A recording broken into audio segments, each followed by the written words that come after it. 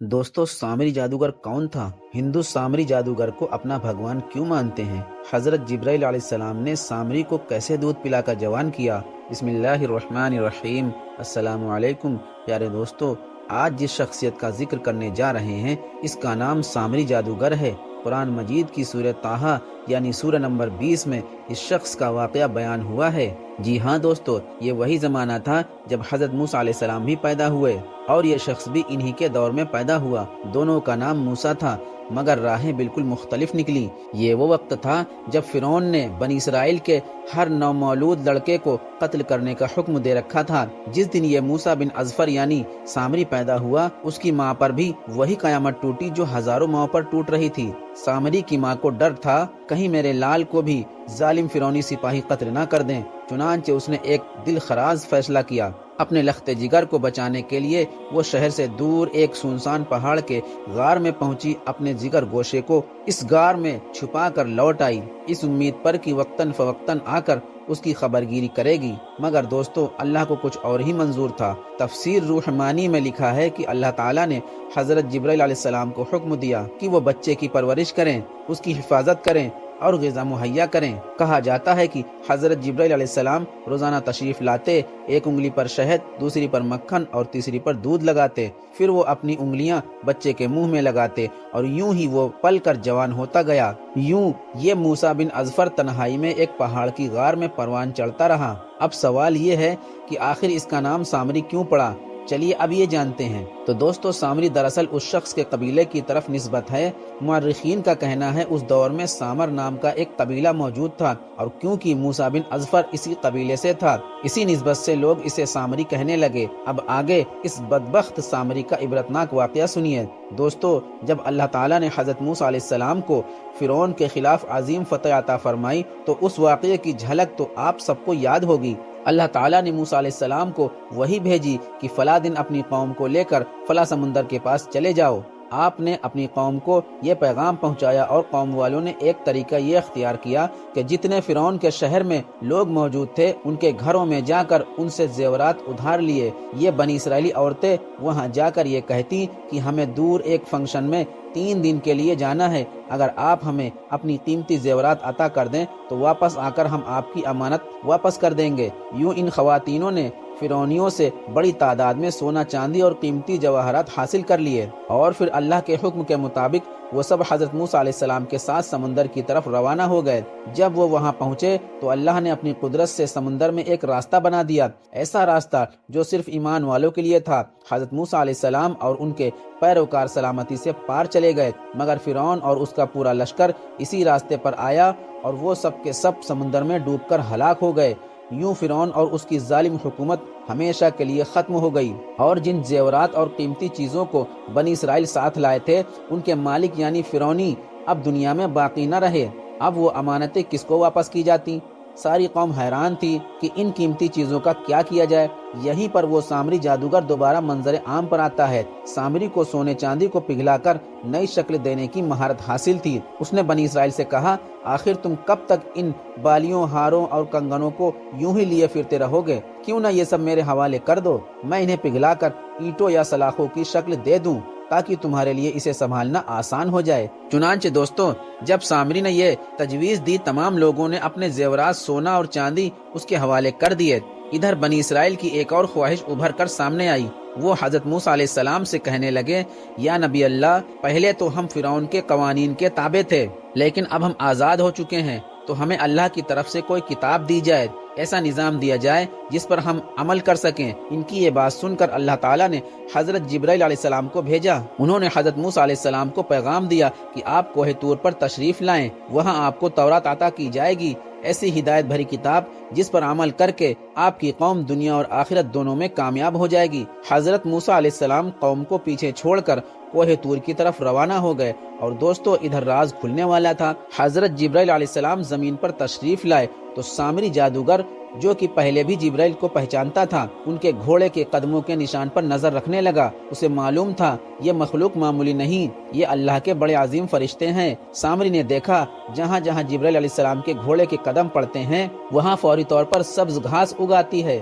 یہ منظر دیکھ کر سامری حیران بھی ہوا اور خبردار بھی۔ اس نے خاموشی سے وہ مٹی اٹھا لی جو جبرائیل علیہ السلام کے گھوڑے کے قدموں سے چھو کر گزری تھی۔ یہ مٹی عام نہ تھی، یہ زندہ مٹی تھی، اس سے آواز آتی تھی، حرکت ہوتی تھی۔ اسی مٹی کو سامری نے ایک تھیلے میں رکھ لیا اور تھیلے میں وہ مٹی بھی مسلسل ہلتی رہی، گویا اس میں کوئی طاقت، کوئی روح موجود ہو۔ ادھر جب موسیٰ علیہ السلام کوہ طور پر جا چکے تو سامری نے ایک گہری اور شیطانی چال چلنے کی تیاری کی۔ اس نے سب سونا اور جیورات کو پگھلایا اور ایک بچڑے کی شکل دی، ایسا سنہرا بچڑا جیسے گائے کا خوبصورت بچہ ہو۔ مگر صرف یہی نہیں، اس بچڑے کے اندر اس نے وہی خاص مٹی ڈال دی، جبرائیل علیہ السلام کے گھوڑے سے لی ہوئی جاندار کھنکتی ہوئی مٹی۔ اور جیسے ہی مٹی بچڑے کے اندر بند کی گئی اس کے اندر ایک گونجدار آواز نکلنے لگی، ایسی آواز جیسے کوئی زندہ مخلوق بول رہی ہو۔ قوم بنی اسرائیل یہ منظر دیکھ کر حیران ہو گئی۔ یہ کیسا جادو ہے، یہ کیسا کرشمہ ہے؟ سارے لوگ اس عجیب و غریب بچڑے کو دیکھنے کے لیے جمع ہو گئے اور یہیں سے خطرناک فتنہ جنم لینے والا تھا۔ اب سامری نے وہ کام کیا جو فتنہ پرور لوگوں کی اصل پہچان ہوتا ہے۔ اس نے سب لوگوں کو اکٹھا کیا اور باقاعدہ اعلان کیا کہ اے لوگو، جس خدا کی عبادت موسیٰ کرتا ہے اور جس خدا کی طرف وہ تمہیں بلاتا ہے وہ یہی ہے، یہی سنہرا بچڑا۔ نعوذ باللہ۔ اب ذرا سوچئے، یہ وہی بنی اسرائیل تھے جو کچھ عرصہ پہلے گائے کی پوجا سے توبہ کر چکے تھے اور توحید کا دامن تھام چکے تھے، مگر جب انہوں نے دیکھا کہ ایک بچڑا خالی سونے کا، انتہائی حسین اور اس کے اندر سے آوازیں بھی نکل رہی تھی، تو جاہل اور کمزور ایمان والے لوگ اس فتنے میں بہک گئے اور وہ بچڑے کو سجدہ کرنے لگے۔ ادھر 40 دن گزرے اور حضرت موسیٰ علیہ السلام اللہ سے ہم کلام ہو کر ہاتھوں میں تورات لیے واپس بستی میں تشریف لائے، مگر جو منظر انہوں نے دیکھا وہ ناقابل یقین تھا۔ وہ قوم جسے وہ اللہ کی توحید کی طرف لے کر آئے تھے اب دوبارہ شرک کی گہرائیوں میں جا چکی تھی اور ایک بے جان بچڑے کے آگے جھک رہی تھی۔ حضرت موسیٰ علیہ السلام پر غضب جلال طاری ہو گیا۔ غصے میں آگ ببولا ہو کر انہوں نے اپنے بھائی ہارون علیہ السلام کی داڑھی اور سر کے بال پکڑ لیے اور انہوں نے جھنجھوڑتے ہوئے فرمایا، تم نے انہیں روکا کیوں نہیں؟ یہ گمراہی میں کیسے چلے گئے؟ حضرت ہارون علیہ السلام نے بڑی عاجزی سے عرض کیا، جیسا کہ قرآن مجید میں آیا ہے، اے میرے بھائی، قوم نے مجھے کمزور سمجھا اور قریب تھا کہ وہ مجھے مار ڈالتے، تو آپ دشمنوں کو مجھ پر ہنسنے کا موقع نہ دیں اور مجھے ظالموں میں شامل نہ کریں۔ حضرت موسیٰ علیہ السلام نے جب یہ سنا تو ان کا غصہ ٹھنڈا پڑ گیا اور انہوں نے اپنے بھائی کے لیے رحمت اور مغفرت کی دعا مانگی۔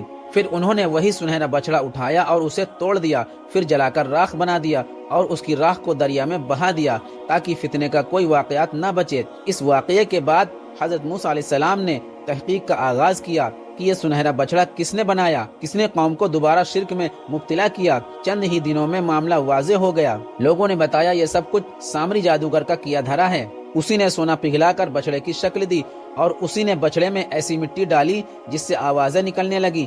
حضرت موسیٰ علیہ السلام نے فوراً قوم کے سامنے سامری کو بلوایا۔ جب وہ آیا تو آپ نے سخت لہجے میں سوال کیا، بتا یہ بچڑا کیا تھا، یہ کیا شرارت تھی؟ اب سامری نبی کے سامنے جھوٹ بولنے کی ہمت نہ کر سکا۔ اس نے صاف الفاظ میں پوری حقیقت بیان کر دی۔ اس نے کہا، جب میں نے دیکھا کہ جبرائیل علیہ السلام کے گھوڑے کے قدم جہاں بھی پڑتے تھے وہاں پلک جھپکتے گھاس اگاتی تھی تو مجھے احساس ہوا کہ یہ مٹی عام مٹی نہ تھی، اس میں کوئی خاص تاثیر ہے۔ میں نے وہ مٹی اٹھا لی، اپنے تھیلے میں بھر لی، پھر جب لوگوں نے مجھے سونا دیا تو میں نے بچڑا تیار کیا اور اس کے اندر وہی مٹی ڈال دی، پھر وہ مٹی بچڑے کے اندر کھنکنے لگی اور آواز آنے لگی۔ لوگ سمجھنے لگے کہ بچڑا زندہ ہے اور انہوں نے اسے سجدہ شروع کر دیا۔ یہ سن کر حضرت موسیٰ علیہ السلام کا غصہ آسمان کو چھونے لگا۔ آپ نے فرمایا، اے سامری، اب دفع ہو جا، آج کے بعد تو اس قوم میں نظر نہ آئے۔ اور پھر آپ نے سامری پر اللہ کی طرف سے ایک خاص سزا سنائی کہ تیرے شر سے، تیرے جادو اور تیرے گمراہن عمل کی نحوست یہ ہوگی کہ آج کے بعد اگر تو کسی انسان کو ہاتھ لگائے گا تو وہ بیمار ہو جائے گا اور اگر کوئی تجھے چھو لے تو اس کی صحت بگڑ جائے گی۔ پھر حقیقتاً ایسا ہی ہوا، شہر میں رہنا ناممکن ہو گیا، لوگ اس سے کترانے لگے اور ڈرنے لگے۔ وہ خود چیخ چیخ کر کہتا، مجھے مت چھونا ورنہ نقصان ہوگا۔ آخرکار وہ شخص جو لوگوں کو جادو سے قابو میں لاتا تھا خود جنگلوں میں تنہا اور لاوارث اور لعنت زدہ زندگی گزارنے پر مجبور ہو گیا۔ کسی نے بھی اس کا جنازہ نہ پڑھا، کسی نے اسے یاد نہ رکھا اور یوں ہی وہ دنیا کے لیے عبرت بن کر رخصت ہو گیا۔ تو دوستو یہ سارا واقعہ ہمیں دو چیزوں کی تباہی کی نحوست کی یاد دہانی کرواتا ہے۔ پہلی جادو جو نہ صرف خود گمراہی اور بلکہ دوسروں کو بھی اندھیرے میں ڈھکیل دیتا ہے، ایسا عمل جس سے لوگ شرک میں پڑ جائیں اللہ کی نگاہ میں انتہائی سنگین جرم ہے اور اس کی سزا بھی نہایت سخت ہوگی۔ اور دوسری، جب کوئی شخص ایسا گناہ کرتا ہے جس کی وجہ سے دوسرے بھی اس گناہ میں مبتلا ہو جائے تو وہ صرف اپنی خطا کا نہیں بلکہ دوسروں کے گناہوں کا بھی بوجھ اپنے سر لے لیتا ہے۔ ایسے لوگ جو نہ صرف خود برائی کرتے ہیں بلکہ دوسروں کو بھی اس کی طرف ڈھکیلتے ہیں، ان پر اللہ کا عذاب آتا ہے۔ یہی سامری کا انجام تھا۔ عبرت کا نشان، عزت سے دولت تک کا سفر اور سونے سے راکھ تک کا انجام۔ پیارے دوستو، آپ نے اس پوری ویڈیو میں جانا کہ سامری کو حضرت جبرائیل علیہ السلام نے اپنے ہاتھوں سے پالا اور موسیٰ علیہ السلام کی پرورش خود فرعون کے محل میں ہوئی تھی، مگر دیکھو تو کیسی عجیب بات ہے، فرعون کے گھر میں پلنے والا موسیٰ اللہ کا نبی بن گیا اور جبرائیل علیہ السلام کے زرے سائے پلنے والا موسیٰ سامری کافر، گمراہ اور فتنہ پرور نکلا۔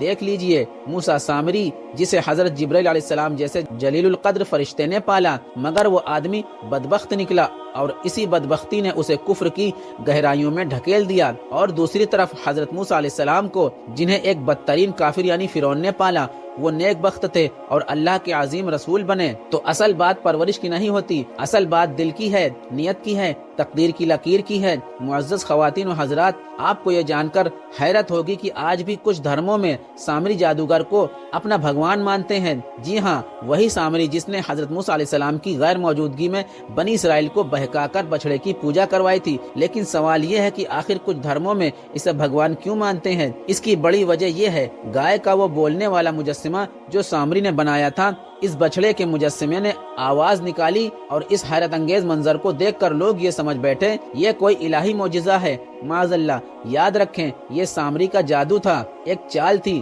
جس نے لوگوں کی آنکھوں پر پردے ڈال دیے تھے۔ لیکن آج بھی کچھ قومیں اس جھوٹ کو سچ مان کر سامری کو الہی شخصیت سمجھتی ہیں۔ اب ذرا رکیے اور سوچئے، گائے کی پوجا صرف آج کی بات نہیں بلکہ ہزاروں سال پرانی بدعت ہے۔ قدیم مصر میں بھی لوگ گائے اور بچڑے کی عبادت کیا کرتے تھے اور ان جانوروں کو مقدس سمجھتے تھے، ان کے سامنے جھکتے اور ان سے برکت مانگا کرتے تھے۔ آج کا ہندوستان بھی اسی سوچ کا وارث ہے۔ ہندو مذہب میں گائے کو گاؤ ماتا کہا جاتا ہے، یعنی ماں کا درجہ دینے والی گائے۔ اور جب ہم ان کے گروؤں کی بات سنتے ہیں تو وہ کہتے ہیں ہماری وہ ماں جس نے ہمیں جنا صرف 2 سال دودھ پلاتی ہے، لیکن گائے ماتا ہمیں ساری زندگی دودھ دیتی ہے۔ ہماری ماں ہم سے خدمت کا بدلہ مانگتی ہے، لیکن گائے کچھ نہیں مانگتی، صرف چارہ مانگتی ہے۔ اس لیے گاؤ ماتا ہماری اصلی ماں سے بھی افضل ہے۔ ناظرین، یہ بات کوئی عام آدمی نہیں کہہ رہے بلکہ یہ الفاظ ایک بڑے ہندو گروہ کے ایک مذہبی پیشوا کے ہیں جس کو لاکھوں لوگ فالو کرتے ہیں۔ لیکن آئیے ذرا عقل و فہم کے دائرے میں آ کر سوچتے ہیں، کیا صرف اس بنیاد پر کسی مخلوق کو ماں کا مقدس یا معبود بنایا جا سکتا ہے کہ وہ دودھ دیتی ہے؟ اگر دودھ دینا معیار ہے تو بھینس، بکری، اونٹ، حتیٰ کہ پرندے بھی دودھ دیتے ہیں، کیا ان کو بھی بھگوان بنا لینا چاہیے؟ نہیں ناظرین، یہ صرف ایک عقلی غلطی ہی نہیں بلکہ ایک سنگین گمراہی ہے۔ دودھ پلانا، انسانوں کو فائدہ دینا، یہ سب اللہ کی پیدا کردہ فطرت ہے۔ اصل خالق اور رازق وہی ہے جو ان سب کو پیدا کرنے والا ہے۔ پیارے دوستو، اسلام ہمیں سکھاتا ہے کہ نعمت کا شکر نعمت دینے والے کا ادا کیا جانا چاہیے، نہ کہ خود نعمت کی پوجا کی جائے۔ گائے ہو یا سورج، دریا ہو یا درخت، یہ سب مخلوق ہے اور مخلوق کبھی بھی خالق کی جگہ نہیں لے سکتی۔ تو ناظرین، آپ خود ہی انصاف کریں، کیا گائے اتنی ہی مقدس ہے کہ اس کے آگے ہاتھ جوڑ دیے جائیں؟ کیا صرف اس لیے کہ وہ دودھ دیتی ہے اسے ماں کہا جائے؟ تو صرف سوال یہ بنتا ہے کہ بھینس جو گائے سے کئی گنا زیادہ دودھ دیتی ہے، اس کا مقام کہاں ہے؟ کیا کسی نے اسے ماں کا درجہ دیا؟ کیا اس کے ذبح پر کبھی کوئی شور مچایا؟ نہیں، کیونکہ یہ منطق نہیں بلکہ اندھی عقیدت اور پرانی شرکت ہے۔ دراصل ناظرین، جب انسان ایک چیز کو اپنا معبود مان لے تو چاہے وہ پتھر ہو یا جانور یا انسان، تو پھر عقل و دلیل اس کے دروازے سے واپس لوٹ جاتی ہے، پھر وہ چیز مقدس بن جاتی ہے، چاہے وہ کتنی ہی بے جان کیوں نہ ہو۔ آج کے اس ترقی یافتہ دور میں بھی یہاں انسان چاند پر پہنچ چکا ہے، سائنس خلا کی وسعت ناپ رہی ہے، جہاں سمندروں کی تہ میں رپورٹرز بھیجے جاتے ہیں۔ کسی انسان کو دیکھیں کہ کبھی وہ پتھروں کے سامنے سجدہ کرتا ہے، کبھی بندر کے آگے ہاتھ جوڑتا ہے، کبھی زہریلے سانپ کو دودھ پلاتا ہے اور کبھی اپنے جیسے انسان کو خدا بنا کر اس پر چڑھاوے چڑھاتا ہے۔ ناظرین، ہم کسی خاص مذہب یا قوم کی توہین نہیں کر رہے، ہم تو صرف یہ پوچھ رہے ہیں کیا اسلام، ترقی، سائنس، تعلیم اور شعور، ان سب کے باوجود انسان آج بھی اندھی عقیدت کا غلام ہے؟ دنیا کی بڑی بڑی یونیورسٹیوں سے فارغ تحصیل افراد، ڈاکٹرز، انجینئرز، پروفیسر جن کی زبان پر سائنس کی باتیں ہوتی ہیں، وہ بھی جب اپنی روایتی عقیدے کی بات آتی ہے تو پتھر کے آگے ماتھا ٹیکنے میں شرم محسوس نہیں کرتے۔ اور حیرت تو یہ ہے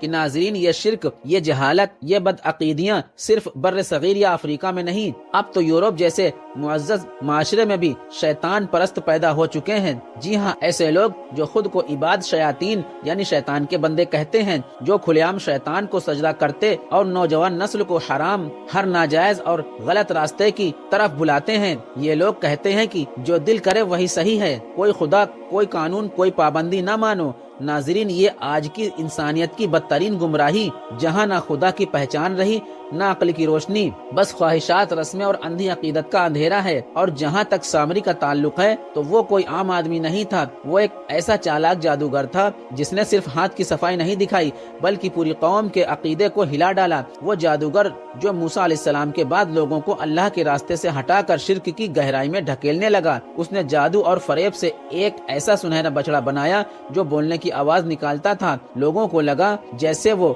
واقعی خدا ہے۔ انہوں نے بچڑے کے سامنے سجدہ کرنا شروع کر دیا۔ لیکن ناظرین، اس بات کو پلے باندھ لیں کہ جادو کبھی بھی حق نہیں ہوتا، اور جو جادوگر ہوتا ہے وہ کبھی رہبر نہیں بن سکتا۔ یہ جادوگر لوگ بظاہر کچھ حیران کن کام کر کے لوگوں کو دھوکہ دیتے ہیں۔ انہیں لگتا ہے کہ ان کے اندر کوئی روحانی طاقت ہے، لیکن اصل میں وہ صرف شیطانی چالوں کا استعمال کر رہے ہوتے ہیں۔ یہ وہ لوگ ہوتے ہیں جو خود بھی گمراہ ہوتے ہیں اور دوسروں کو بھی گمراہی کی طرف لے جاتے ہیں۔ سامری کی کہانی آج صرف ایک پرانا واقعہ نہیں بلکہ ایک سبق ہے ہر اس انسان کے لیے جو آنکھیں بند کر کے کسی کو روحانی پیشوا مان لیتا ہے، چاہے وہ انسان ہو، گرو ہو یا کوئی بابا۔ ناظرین، اگر کوئی شخص اللہ کے نبی کے راستے سے ہٹ کر جادو، شرک یا مخلوق پرستی کی طرف بلائے تو وہ چاہے کتنا ہی طاقتور کیوں نہ ہو، وہ ہدایت کا نہیں گمراہی کا راستہ دکھا رہا ہے۔ اسلام ہمیں سکھاتا ہے جو بات دلیل، عقل اور وحی سے نہ ٹکرائے وہ فریب ہے اور شیطان کا دھوکہ ہے۔ ہماری دعا ہے کہ اللہ ہمیں